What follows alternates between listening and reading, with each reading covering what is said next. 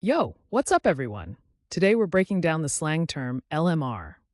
So, what does it actually mean? In simple words, LMR is last minute resistance, especially in dating or hookup situations. People use it when someone hesitates or backs out just before intimacy. Sometimes it can also mean something slightly different depending on the context. Where did it come from?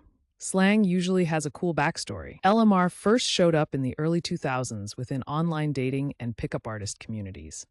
Over time, it spread into everyday talk, especially among people navigating dating scenes. Now let's check out how to use LMR in a sentence. Correct example 1. She hinted at LMR when she suddenly said she wasn't ready to go further tonight. Correct example 2. I respected her LMR and didn't push things any further. And for laughs, here's a wrong example.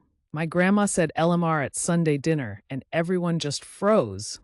See how slang adds personality and vibe? Using LMR right makes you sound natural, but using it wrong can be hilarious. Quick recap. LMR means last-minute resistance in dating or hookup contexts. It started in the early 2000s online dating scene, and now you'll hear it in conversations, online, or even in music. Now it's your turn.